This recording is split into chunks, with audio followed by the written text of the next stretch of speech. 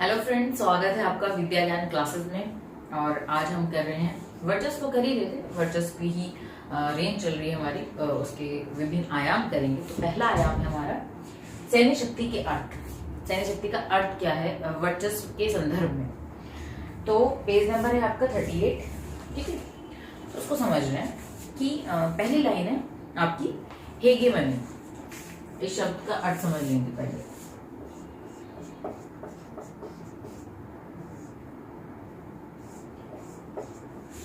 कहा है कि ये एक प्राचीन यूनानी शब्द है फर्स्ट, ठीक है। अगर ये शब्द आया है तो ये याद रखने वाली बात है इसका मतलब, ठीक है। ऐसे ही कोई चीज नहीं दी जाती, तो ये याद रखना।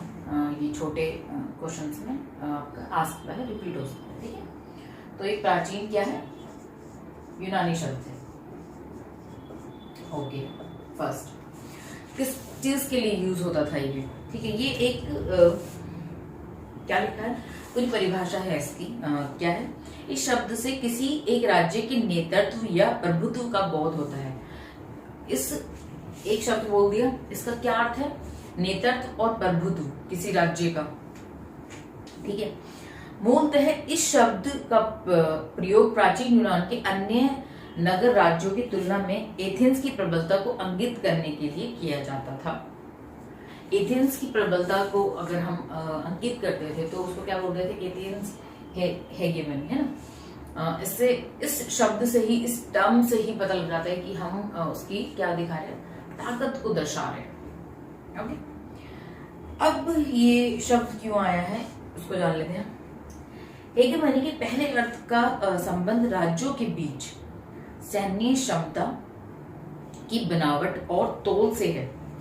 हेगेमनी ध्वनित सैन्य प्राबल्य का यही अर्थ आज विश्व राजनीति में अमेरिका की हैसियत के बताने के लिए इस्तेमाल किया जाता है। पहले एथेंस के लिए बताने के लिए इस्तेमाल होता था, और आज की डेट में, समकालीन विश्व में, आज की डेट में हम अमेरिका के लिए ये टर्म यूज करते हैं, ठीक है।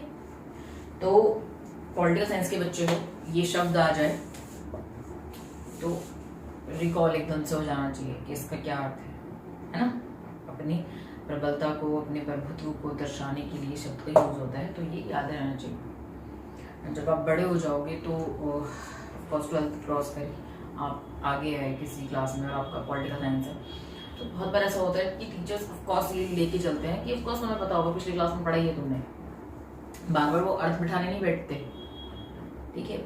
इनफैक्ट बड़ी क्लास में तो बहुत होता है ऐसा, नहीं आता पढ़ो पीछे, आगे आने की जरूरत नहीं। जब तुम्हारे बस की नहीं आ गया तो पीछे वाले पढ़ लो, ढूंढ लो। सीधा बोलते पिछली वाली क्लास में था, नहीं पता, पढ़ लेना। ऐसे तो कुछ टर्म्स हमेशा पता होनी चाहिए पॉलिटिकल साइंस की, ठीक है। अच्छा रहेगा, याद करोगे तो स्पीड अप में आप ऑफ कोर्स आगे जा सकते हो, ठीक है।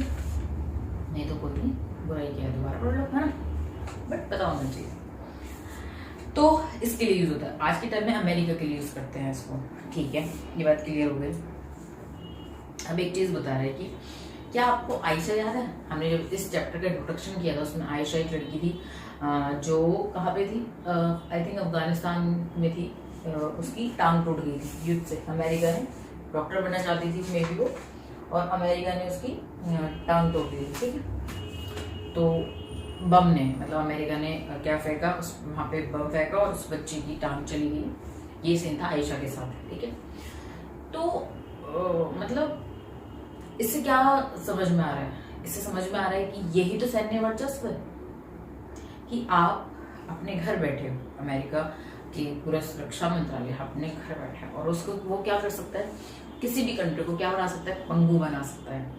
पैर काटना एक सिंबलाइजेशन दिखाया है कि अमेरिका अपनी सैन्य ताकत से किसी भी देश की जड़ें काट सकता है, उसे पंगु बना सकता है, ये, ठीक है।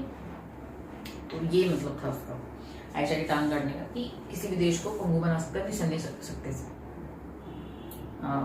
हमने पिछले जो युद्ध लड़ा था, जो सद्दाम हुसैन के साथ हुआ, इराक में जो हुआ, आपको क्या लग रहा है वहां पे इतना युद्ध हुआ तेल की वजह से, वहां पे स्थिति बेहतर होंगी युद्ध के बाद? बहुत टाइम लग जाता है स्थिति बेहतर होने में, नॉर्मल होने में। तो इसका क्या मतलब है, ये अपनी सैन्य ताकत का वर्चस्व है ना।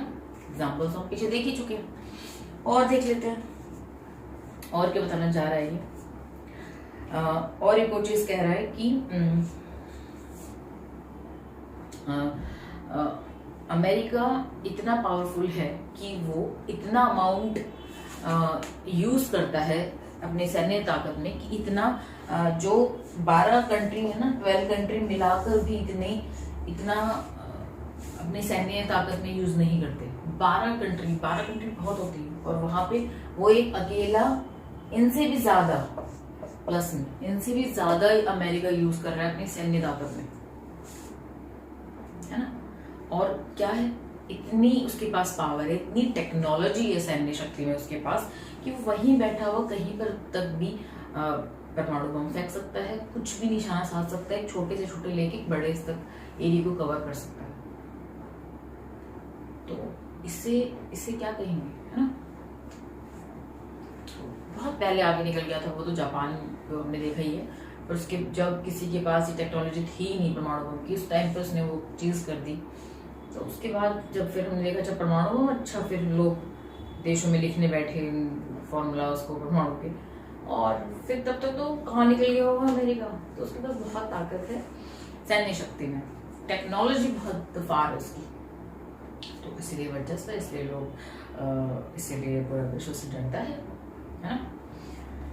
और क्या चीज है भाई, और देख लेते हैं। ठीक है, अब बात आती है कि इसके नेगेटिव पॉइंट्स क्या हैं। हमने पता कर लिया कि अमेरिका किस तरह से काम करता है, क्या है हेगेमनी के लिए, प्रभुत्व के लिए उसका सैन्य शक्ति में उसका यूज होता है इस वर्ड का, कि उसका प्रभुत्व है, उसका वर्चस्व है, टेक्नोलॉजी के पास है, पैसे बहुत खर्च करता है, बहुत ज्यादा उसके पास इंस्ट्रूमेंट हैं सैन्य ताकत को जो आगे ले जाने के बहुत सारी चीजें, किसी भी कंट्री को पंगु बना सकता है, बहुत उसके पास पावर है सैन्य शक्ति में। पर नेगेटिव पॉइंट्स क्या होंगे उसके, सारे पॉजिटिव पॉइंट मजे आ रहे हैं, दिख रहे हैं, नेगेटिव पॉइंट्स क्या होंगे। तो नेगेटिव पॉइंट्स हम अगली वीडियो में देखेंगे, क्या है नेगेटिव पॉइंट्स।